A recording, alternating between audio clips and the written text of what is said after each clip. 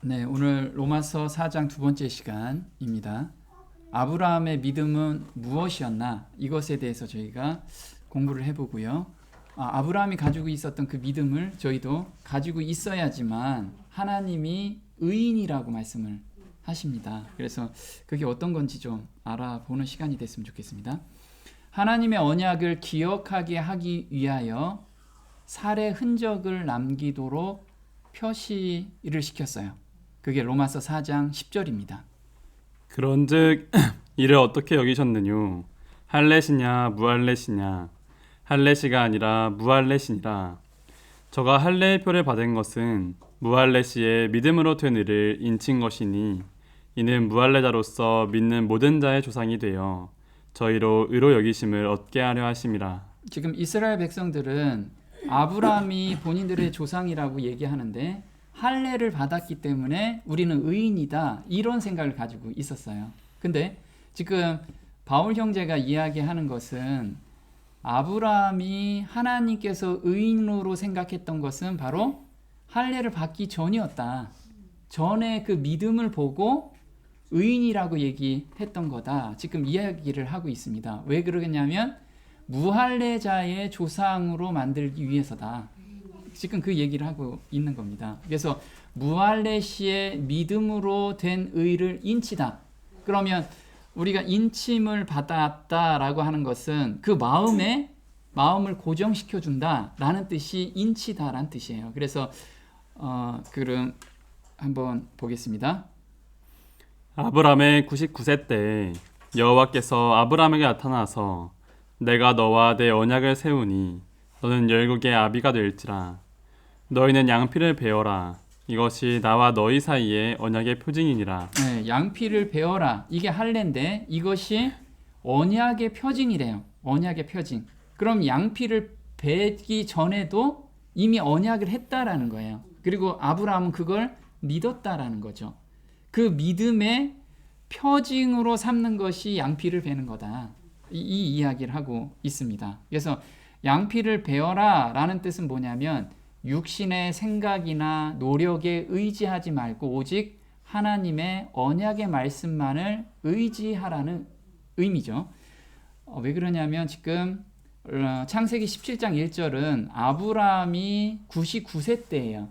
이때는 사라도 경수가 끊어지고 아브라함도 이제 더 이상 자식을 낳을 수 없는 몸인 상태라는 거죠. 그래서 그런데 하나님께서는 너의 자식으로서 앞으로 만민이 생길 거다, 큰 민족을 이룰 거다라고 이야기하는데 너희 생각을 내려놓고 하나님의 그 말씀만을 의지해라. 지금 그 이야기를 하고 있는 겁니다. 보겠습니다. 이 예식은 마음에 있어야 할 하나님의 언약을 기억하도록 살의 흔적을 남기도록 하는 표로 명해진 것이다. 성령이 마음에 거하도록 타고난 마음의 본성을 제거하고 새 마음을 받는 마음의 할례를 기억하도록 하는 언약의 표징이었다. 즉 모든 죄악된 것을 제거해버리고 하나님께 온전히 헌신할 것을 나타내는 상징적 의식이었다. 네, 그래서 할례는 마음의 할지니 이 이야기가 바로 새 마음을 받아라. 이 이야기로 지금 우리한테 전하고 있는 거예요. 그래서 우리가 다 할례를 받은 자인가요? 네, 새 마음을 매 순간 받고 있으면 우리는 할례를 받은 자들이라는 거죠. 자, 구약에서도 육신의 할례보다 마음의 할례가 먼저라는 것을 말씀하셨어요. 근데 구약에는 율법을 지켜야 된다라고 이야기를 하죠. 근데 하나님께서는 너희들은 지킬 수 없다. 마음을 나한테 줘라. 그럼 내가 마음을 바꿔줄게.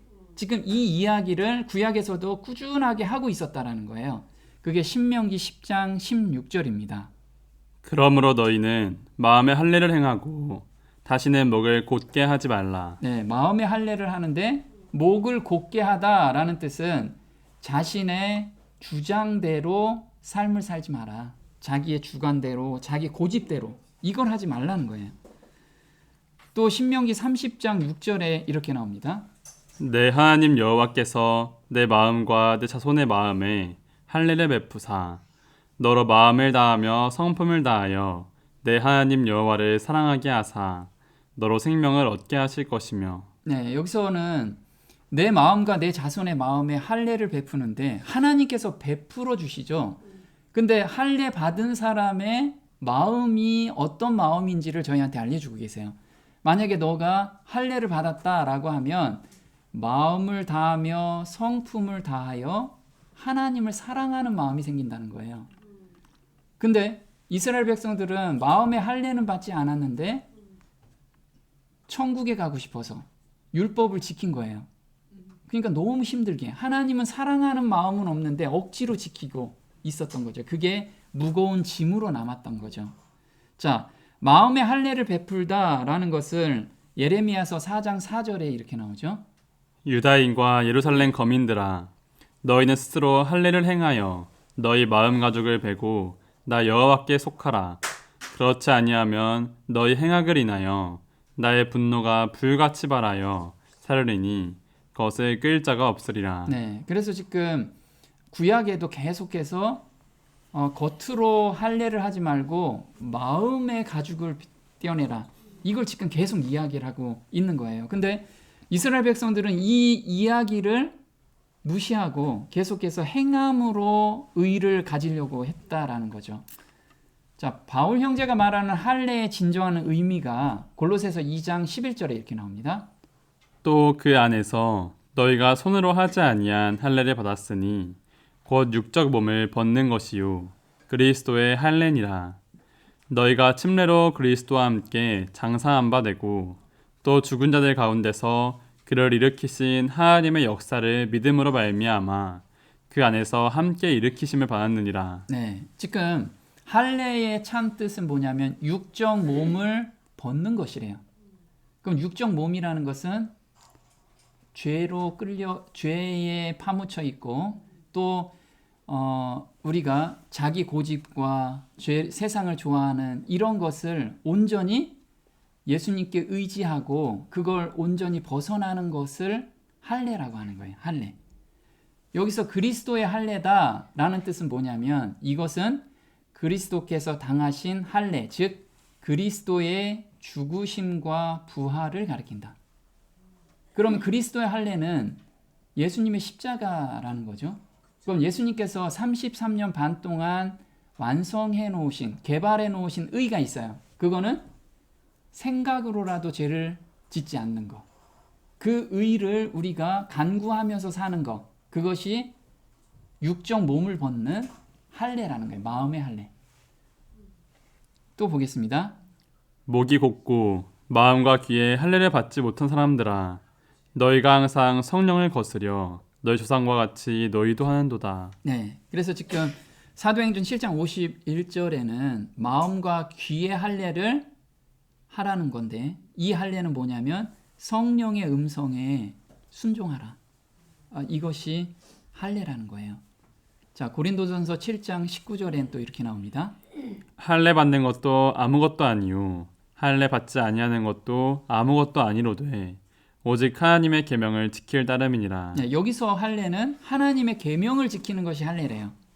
할례가 하나님의 계명을 지키는 거. 근데 우리가 계명을 지킬 수가 없기 때문에 지키는 마음을 주겠다. 이게 참 할례의 뜻이라는 거죠.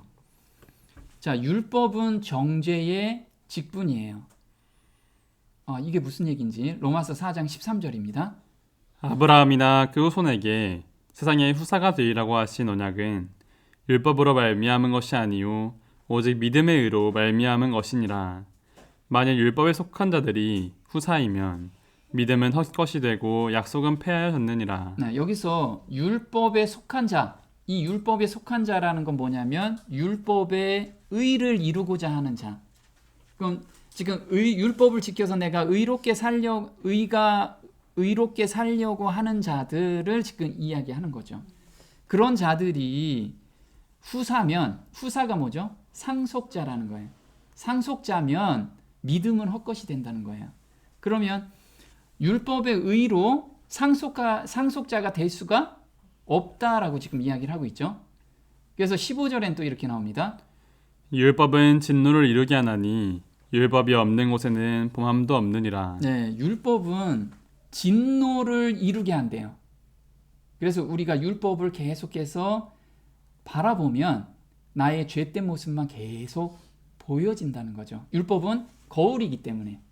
그래서 율법이 거울이 없으면 내가 이게 죄가 죄인지도 모른다는 거예요. 그래서 율법은 진노를 이루게 하나니 율법이 없는 곳에는 범함도 없다. 그래서 우리가 성경을 안 보면 양심만 조금 괴롭잖아요. 근데 성경을 계속 묵상하면 작은 것에도 굉장히 민감해진다는 거죠. 이게 지금 우리한테 이야기를 해주고 있는 거예요. 자, 율법의 진노에 대해서 한번 보겠습니다. 정죄의 직분도 영광이 있은즉 의의 직분은 영광이 더욱 넘치리라. 율법은 죄인을 의롭게 해주거나 그에게 화평을 가져오는 것과는 거리가 멀고 도리어 그를 정죄하고 그에게 하나님의 진노를 가져온다. 네, 그래서 율법의 역할은 정죄의 직분이래요. 정죄. 그래서 사람들한테 정죄를 해주는 것이 율법이다.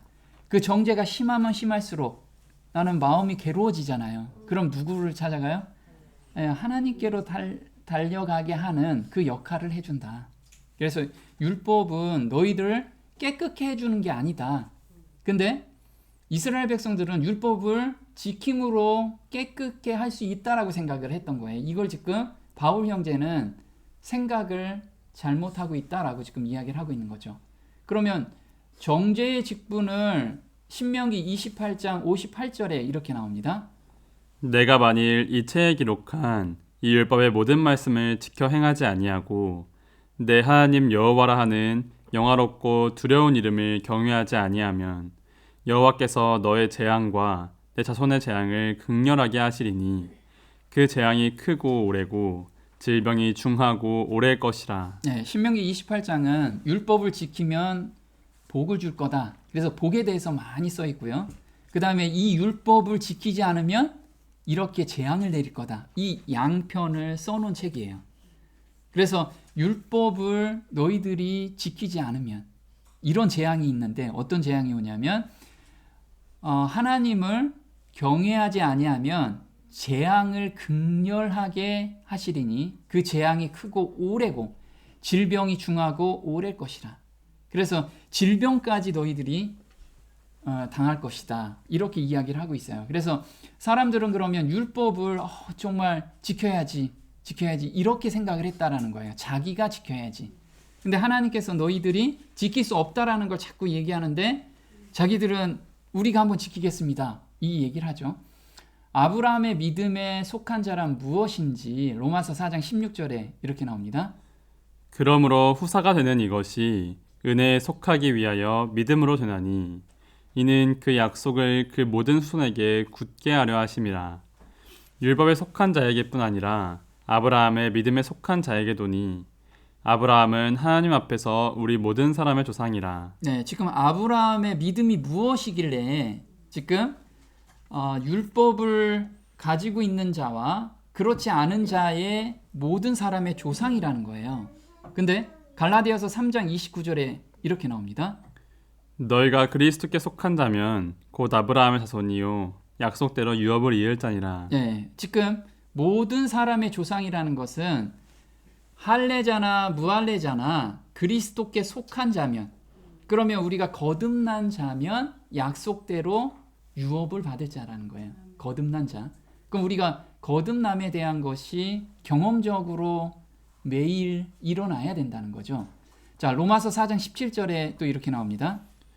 기록된 바 내가 너를 많은 민족의 조상으로 세웠다 하신 것 같으니 그의 믿은 바 하나님은 죽은 자를 살리시며 없는 것을 있는 것 같이 부르시는 이시니라.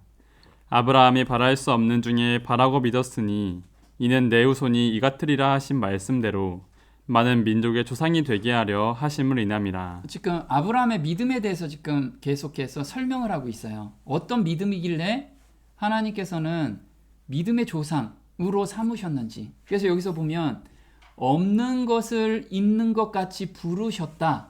이걸 믿었어요. 그러면 로마서 4장 19절에 그 해답을 이야기를 하고 있습니다.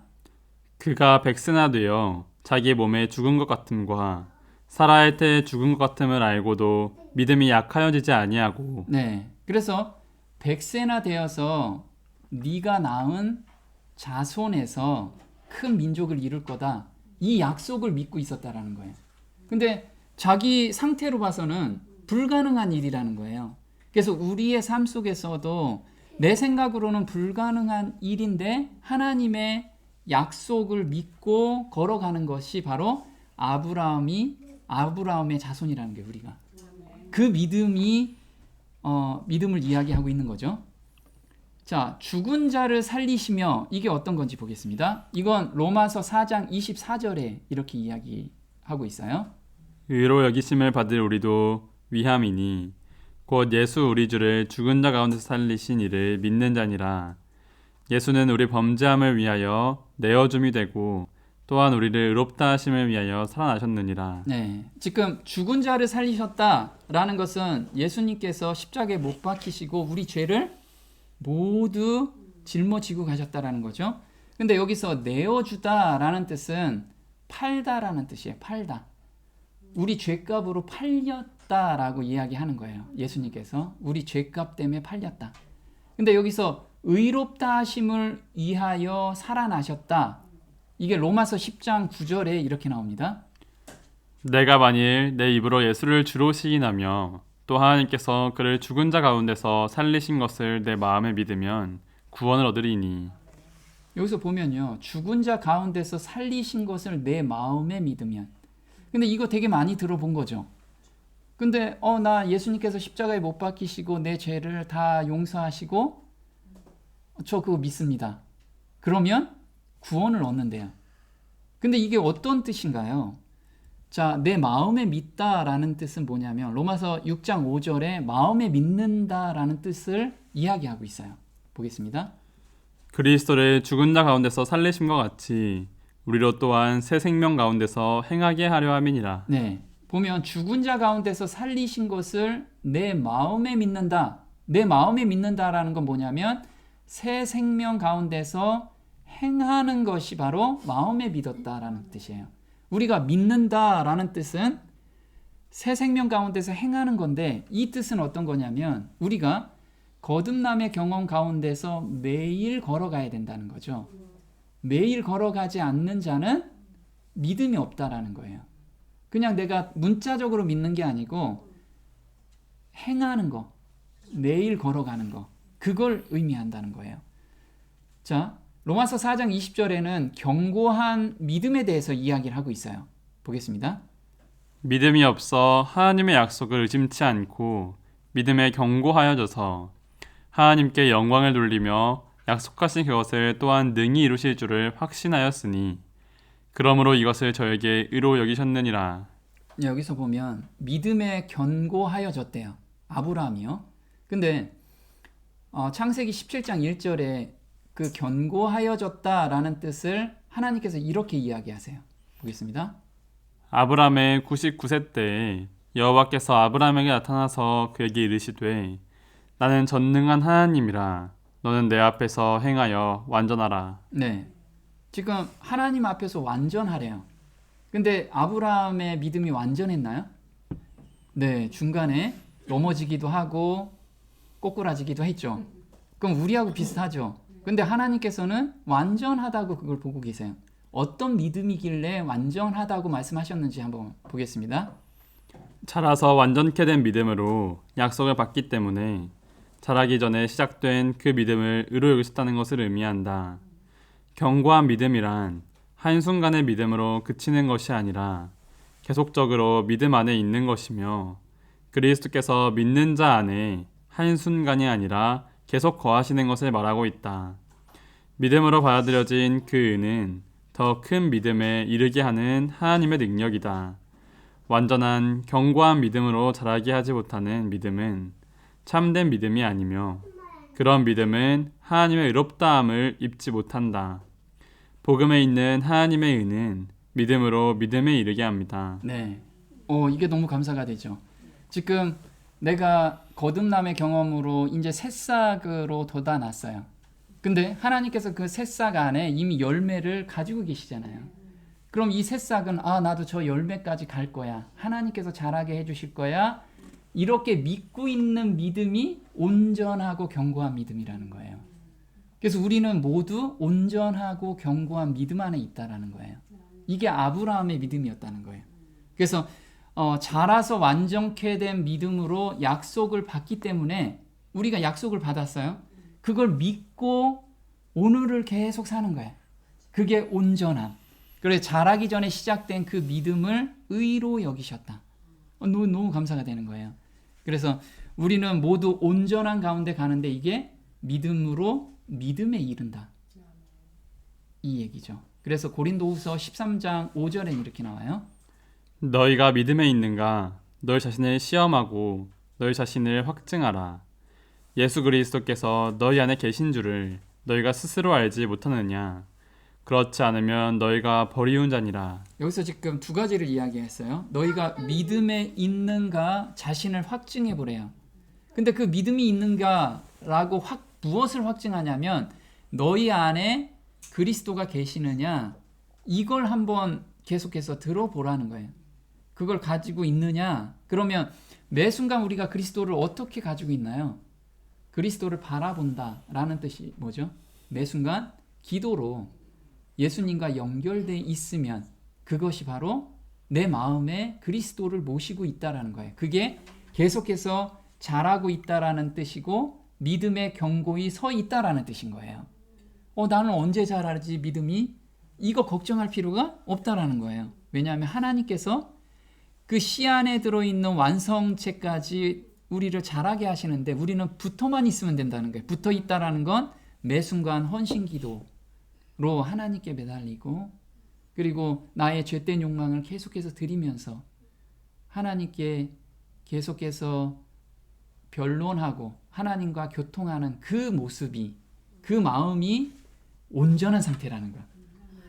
자, 정말 아브라함은 믿음에 견고하였는가? 로마서 4장 20절입니다. 믿음이 없어 하나님의 약속을 의심치 않고 믿음에 견고하여져서 하나님께 영광을 돌리며 약속하신 그것을 또한 능히 이루실 줄을 확신하였으니 그러므로 이것을 저에게 의로 여기셨느니라. 네, 여기서 보면요. 약속을 의심치 않았대요. 약속을. 근데 창세기 17장 17절엔 또 이상한 얘기를 하고 있어요. 한번 보겠습니다.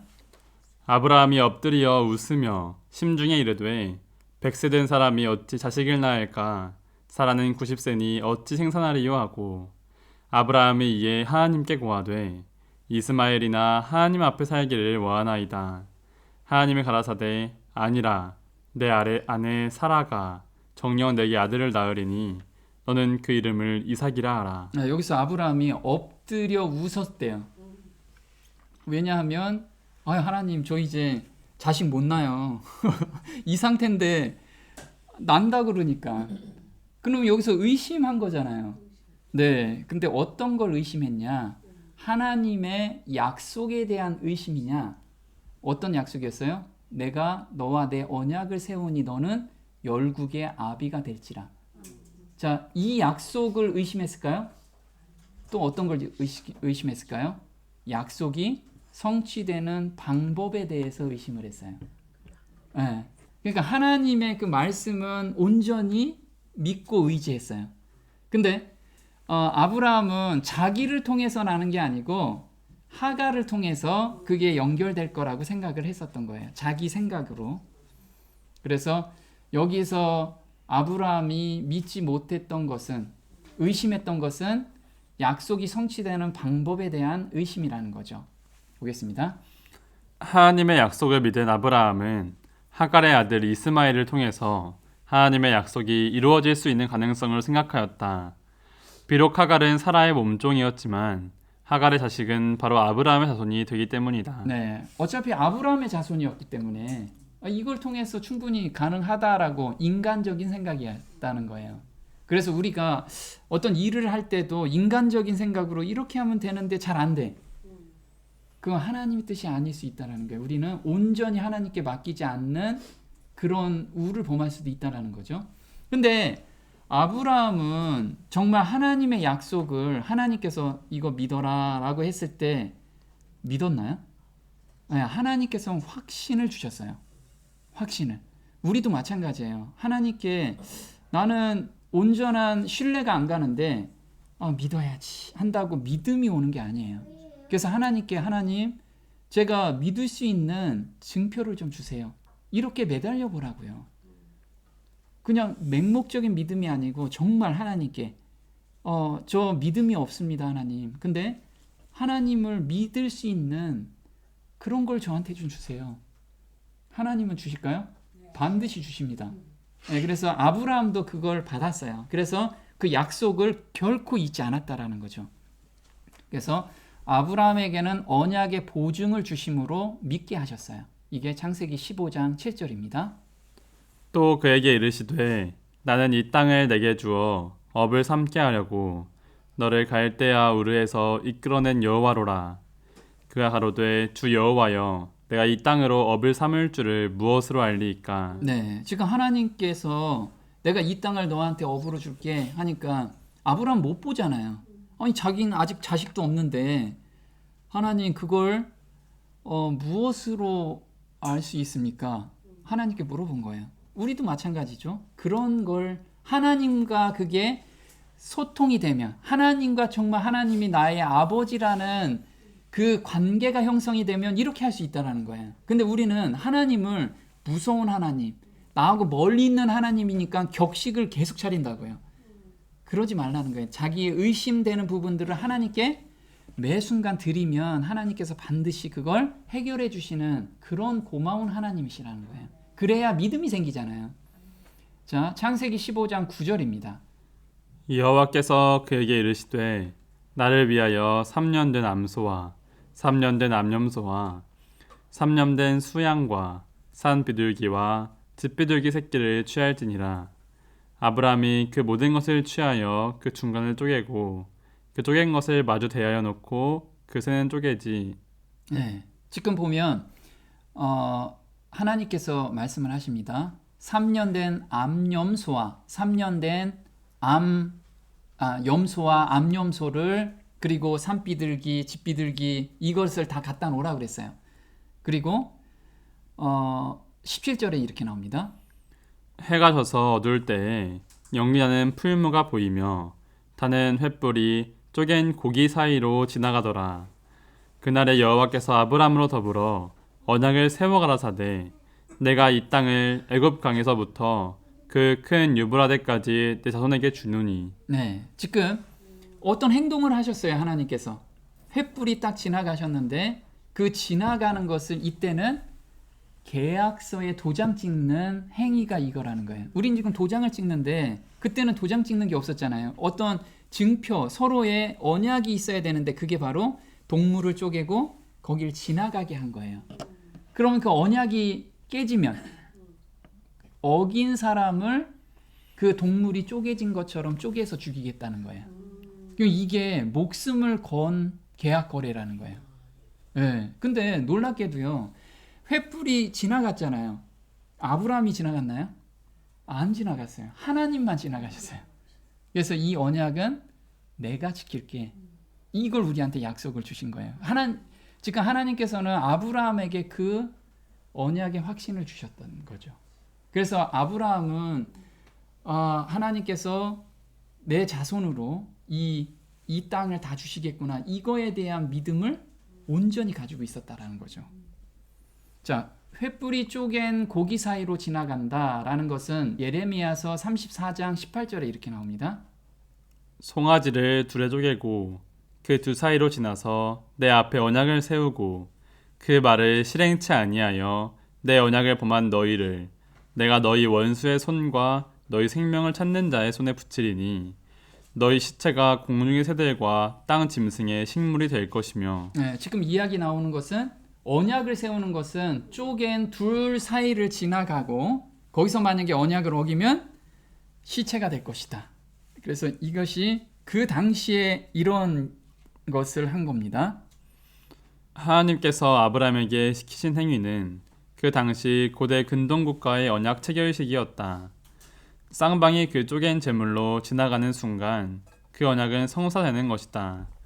그리고 그 쪼갠 제물의 의미는 만일 약속을 어기면 이 쪼갠 제물과 같이 될 것이라는 맹세였다. 한편 여기서 특이한 사실은 쪼갠 고기 사이로 지나간 것이 언약 당사자인 아브람과 하나님 양자가 아니라 오직 하나님만이라는 점인데, 이는 하나님께서 인간과 맺으시는 모든 언약은 본질적으로 그분의 주권적인 뜻에 의해 맺어지는 편무 계약일 뿐임을 강조하고 있다.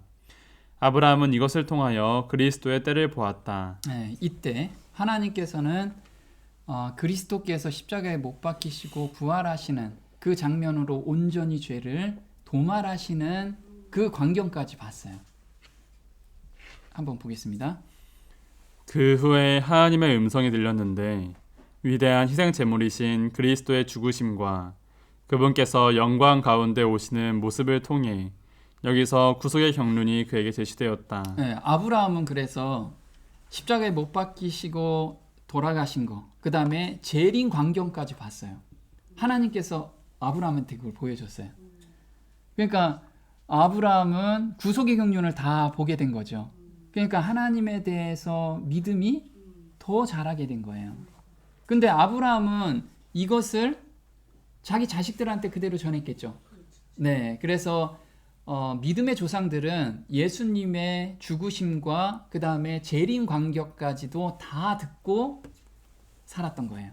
그 믿음을 가지고 살았던 거죠, 다. 그래서 우리 히브리서 11장의 믿음의 조상들, 그 믿음의 조상들은 다 그리스도를 바라보고 죽었다라는 거예요. 잠을 잤다라는 거죠. 그 믿음, 예수님께서 십자가에 내 죄를 온전히 도말하시는 분이구나. 그리고 재림했을 때 내가 부활하는구나. 이걸 다 알고 죽었다는 거예요. 우리도 마찬가지죠. 이 소망을 가지고 있으면 믿음의 조상들하고 똑같은 믿음으로 오늘을 살 수 있다라는 거예요. 그럼 사라는 믿음이 견고했을까요? 창세기 18장 12절에 이렇게 나옵니다. 사라가 속으로 웃고 이르되 내가 노쇠하였고 내 주인도 늙었으니 내게 어찌 낙이 있으리요. 여호와께서 아브라함에게 이르시되 사라가 왜 웃으며 이르기를 내가 늙었거늘 어떻게 아들을 낳으리요 하느냐. 여호와께 능치 못한 일이 있겠느냐. 기한이 이를 때에 내가 내게로 돌아오리니 사라에게 아들이 있으리라. 네, 지금 사라도 마찬가지로 아브라함하고 똑같이 겉으로는 웃지 못하지만 속으로 웃은 거예요. 하나님의 약속은 믿었는데 내가 자식을 낳는다고? 이런 거죠, 내가. 그래서 이런 환경에 내가 벗어날 수 있을까? 이렇게 생각하지 말라는 거예요. 그건 아브라함의 믿음이 아니라는 거죠. 우리는 아브라함의 믿음은 정말 없는 곳에서 새로운 것을 창조하는 하나님을 믿는 거라는 거예요. 그래서 여기서 속으로 웃었다라고 하죠. 자, 히브리서 11장 11절엔 이렇게 나와요. 믿음으로 사라 자신도 나이 늙어 단산하였으나 잉태하는 힘을 얻었으니 이는 약속하신 이를 미쁘신 줄 알미라. 이러므로 죽은 자와 방불한 한 사람으로 말미암아 하늘의 허다한 별과 또 해변의 무수한 모래와 같이 많이 생육하였느니라. 네, 지금 히브리서 11장에서는 창세기 18장에 사라가 지금 믿음이 있다라고 행동을 하진 않았는데 히브리 기자가 지금 바울 형제가 뭐라고 얘기하냐면 믿음으로 사라가 자신 나이가 늙어 단산하였으나 잉태하는 힘을 얻었대요. 믿음으로. 그럼 요 가운데 어떤 믿음이 생겼겠죠. 하나님께서 믿음이 생길 수 있는 뭔가를 주셨을 거예요. 그게 자, 여호와께 능치 못할 일이 있겠느냐. 여기서 여호와라는 뜻이 뭐냐면 야훼라고 하죠. 하나님의 인격적인 이름이에요. 그래서 이때 사라하고 하나님은 인격적인 관계로 대화를 하고 있었던 거예요. 그래서 창세기 3장 9절에 여호와 하나님이 아담을 부르시며 그에게 이르시되 내가 어디 있느냐. 그래서 아담도 하나님하고 인격적인 관계로 계속 대화를 했죠. 우리도 마찬가지인 거예요. 사라가 하나님, 제가 이렇게 나이가 늙었는데 어떻게 애를 낳습니까? 그런데 사라가 못 믿었기 때문에 지금 속으로 막 우셨어요. 근데 하나님께서 이야기를 하죠. 무슨 이야기를 했을까요? 너가 왜 웃느냐? 근데 자기는 속으로 얘기했는데 하나님께서 그걸 들은 거예요. 그러니까 사라가 어떻게 해요? 자기 전지전능하신 분임을 믿게 돼요. 어떻게 내 생각을 이렇게 알 수가 있었지? 우리 그 예수님께서 많은 사람들의 마음속을 읽으셨잖아요. 마음속을 읽을 때 사람들은 믿음이 생기기 시작했어요. 이분이 메시아구나. 이런 식으로 사마리아 여인도 그랬죠. 마찬가지로 전지전능하신 하나님임을 경험하게 된 거예요. 자, 보겠습니다. 하나님께서 사라의 마음속을 아시는 분으로 능치 못할 일이 없다는 것을 말씀하심으로 사라에게 믿을 만한 증거를 주셨다. 아브라함과 사라를 믿게 하시는 분은 하나님이셨다. 강제로 믿게 하신 것이 아니라 믿을 만한 증거를 주어 강권하셨고 증거를 받아들임으로 믿은 것이라. 네, 그래서 하나님께서는 사라 보고 어떤 증거를 주지 않으시고 믿어라 이렇게 말씀하시는 분이 아니라는 거예요.